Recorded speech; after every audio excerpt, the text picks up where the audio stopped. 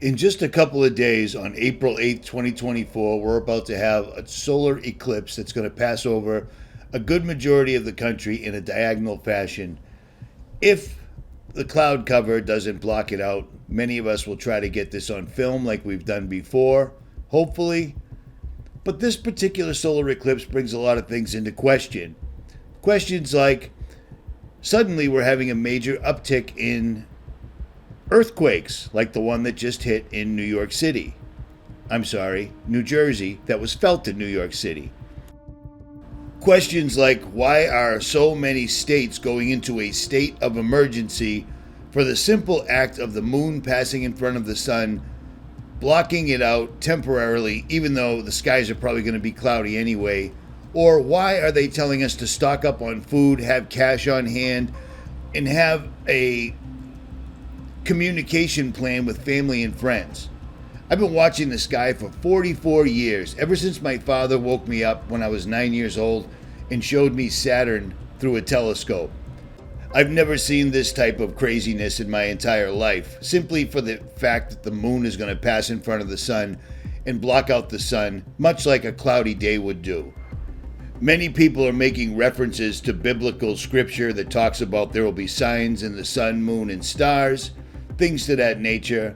And I think about that, but in the day and age that we live in, where people are literally glued to their technology, glued to their phones, their GPS, their computers, their laptops, their Kindles, etc., etc., etc., many people would not know what to do whatsoever at all if any type of an inconvenience, let alone a large one, like perhaps the internet or communications or electricity, internet, and communications getting knocked down. Well, in this video, I'm going to remind you about some things that probably won't cost you a cent to take care of that you may want to do in preparation for this. As a matter of fact, I highly advise it because it's better to be prepared and not need it than need it and not be prepared. So here we go. This is easy. But before I get into the list, let me remind you of a couple of other things. For the first time in 71 years, the quote-unquote devil comet will be returning during the eclipse, as well as CERN, the Large Hadron Collider in Switzerland, is going to be firing up again during the eclipse. So the largest machine on planet Earth that uses more electricity than any other machine ever created by mankind will be sucking the electricity out of the Earth during the eclipse. What could possibly go wrong?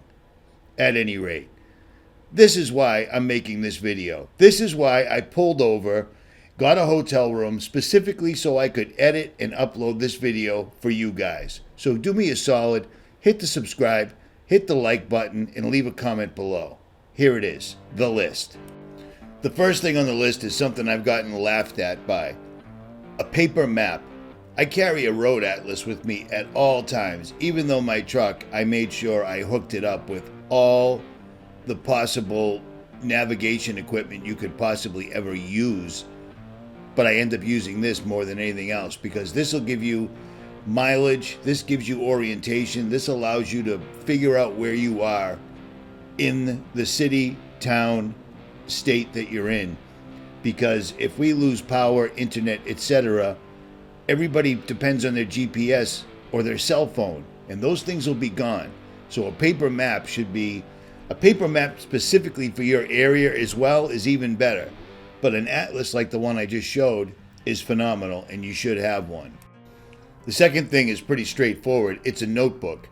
I carry this little Write in the Rain notebook with me at all times, and I keep several pens inside of it, as well as a tool to adjust my pocket knife, and I also carry a USB flash drive for my cell phone in there. But this is a Write in the Rain. So even if this paper gets wet, you can still write on it, which is a phenomenal thing to have because you're going to want this for the next thing that you probably never think about whatsoever at all because it's been weaned out of us basically through the use of cell phones. I know it's comical, but this cartoon right here really does show what America looks like. You're going to want to use your notebook and write down all the important phone numbers, addresses, and anything else that you rely on your cell phone to hold on to you. People don't know people's addresses or phone numbers. I know my father's phone number. I know my stepmother's phone number. I remember my phone number from when I was a kid, but otherwise, you need to write them down. Well, you don't need to. What are you going to need to write down the cell phone numbers for if there's no power? Just because. But worst case scenario, write down addresses and anything else that's important that you rely on your hard drive in your computer or your hard drive in your cell phone to remember for you. Think about this.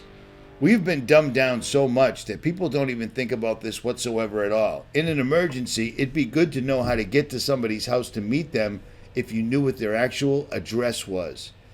Therefore, carry the notebook and write down addresses. Addresses and phone numbers would be number 3 on this list.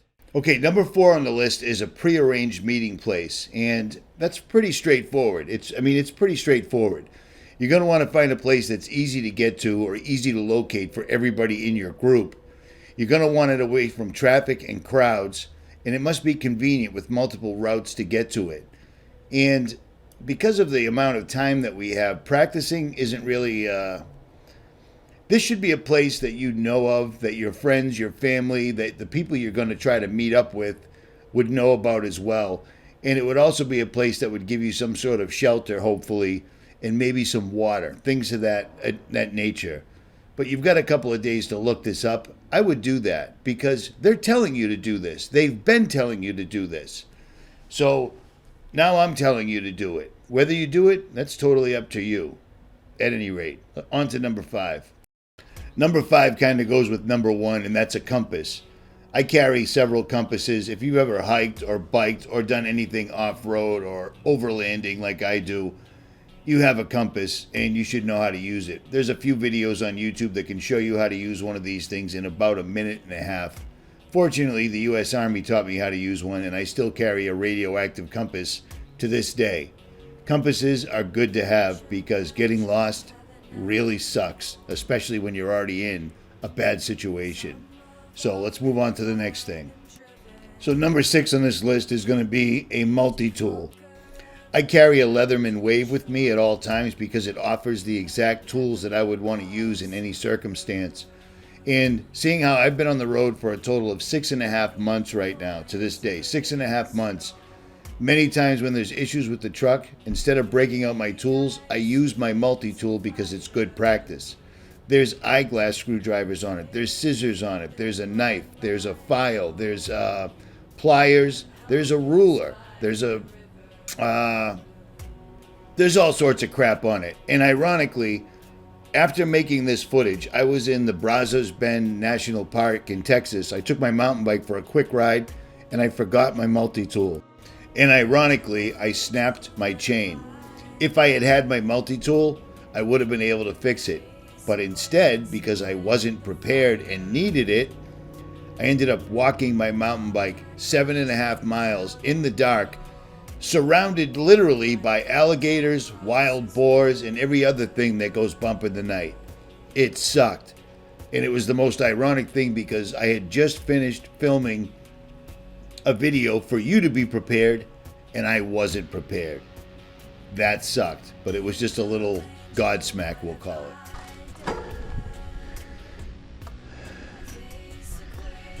Where you heading? You going in?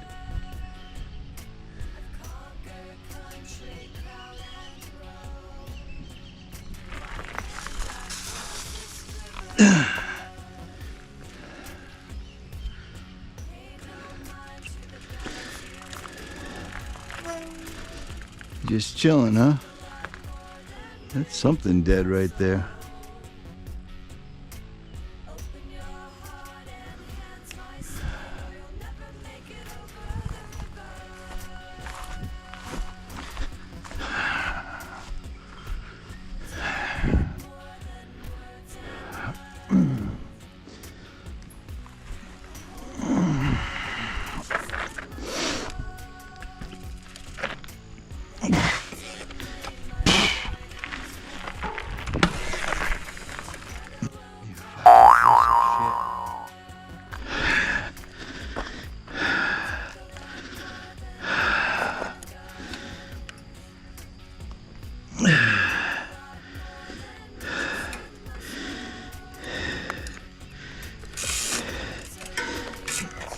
I went for a quick ride, forgot my belt, forgot my multi-tool.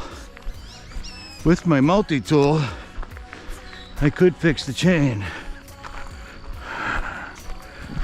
which just snapped.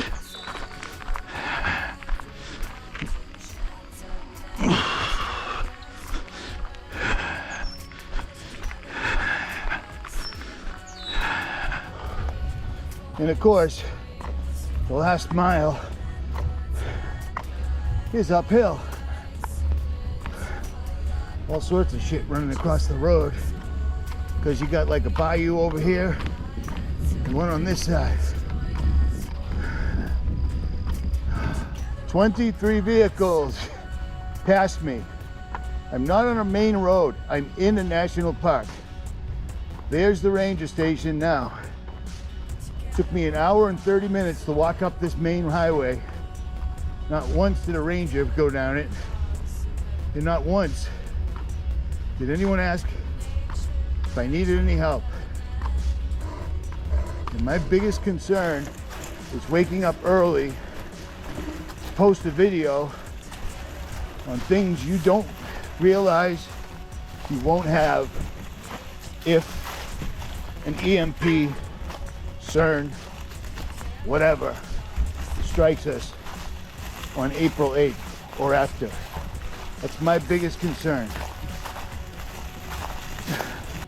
So I figured I'd throw that in there so you wouldn't think I was bullshitting you.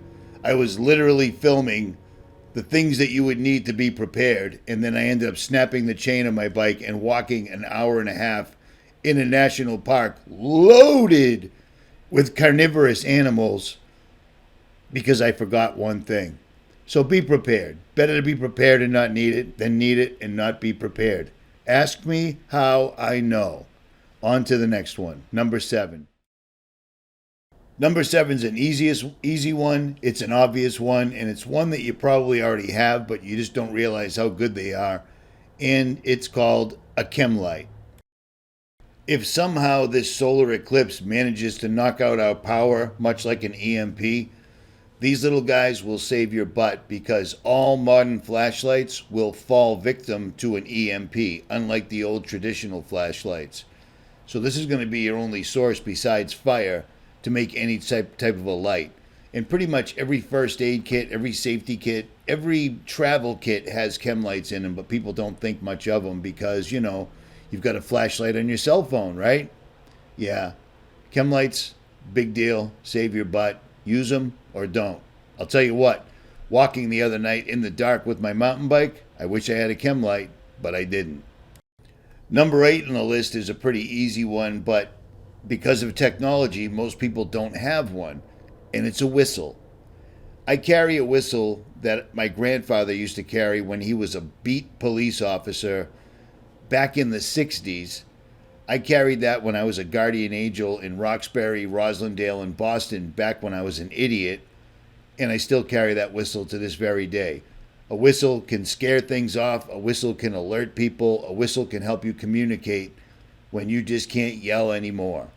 And it's pretty easy to carry because you can keep it in your pocket, and you probably have one and don't even realize it. And if you don't, you should get one. And if you're going to get one soon. Or don't. Your call. Number 9. Number 9 is going to be a fixed or a folding blade knife. I carry a knife on me at all times, 100% of the time, always a folder, but I have fixed blades in the truck. A knife offers you many, many things. You can use it as a pry bar, you can use it for protection, you can use it for preparation, you can use it for so many things. If you don't carry a knife, you shouldn't even be watching this video, basically. I don't mean to say it like that, but I would say that to you if you were standing in front of me, so let's just keep it real. At any rate, it's obvious. Anything you want to do for self-protection above and beyond that, have at it. It's your call. Just don't break any laws, and if you do, don't get caught. Number 10. Number 10 is going to be a dynamo-powered light. And the best one that I've ever found is this one that Goal Zero used to make, but don't make anymore. But this light is an LED, 3-way light, but it also has the ability to charge because you can plug your phone or anything else into it, pull out the handle, and crank it up, and it'll literally make power.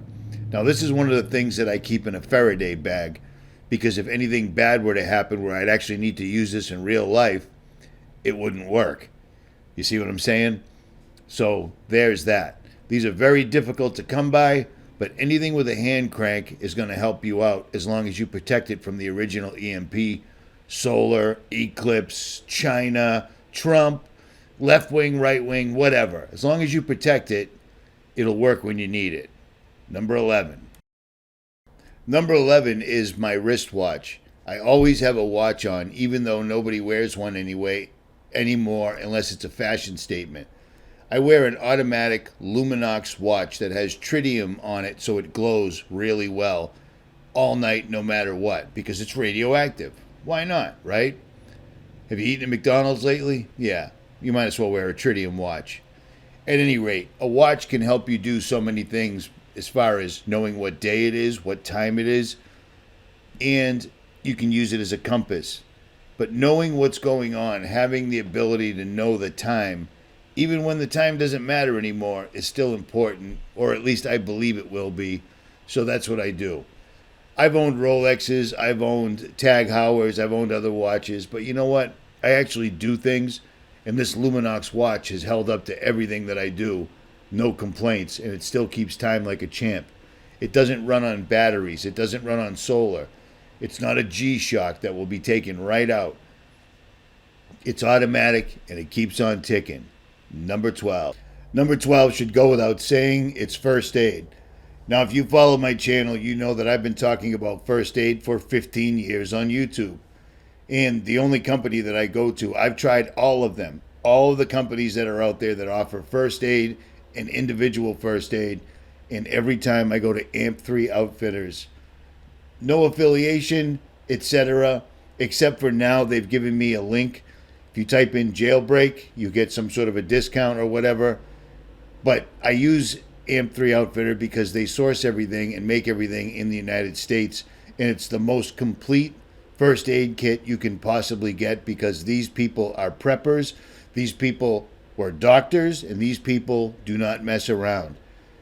Their kits are expensive, but you can't assemble these kits cheaper than they can sell them to you. And when your life is on the line, you do not want to mess around whatsoever at all. I found this out in real life, and AMP3 Outfitters has saved my life, or at least my limbs. So there's that. Number 13 is going to be water filters, and I always have relied on Sawyer water filters. You can get them at Walmart. They're very, very inexpensive. Or the Frontier Pro. I've used Life straws in the past, and in my opinion, they don't work, so I don't use them. Frontier Pros, Sawyer water filters, and if you really want to get fancy, you can go to things like the Katadyn water filter, which is a monster. This thing will get anything out of the water, period. This is a serious, serious water filter. I carry it, but haven't had to use it as of yet because I have numerous methods of water filtration on my vehicle.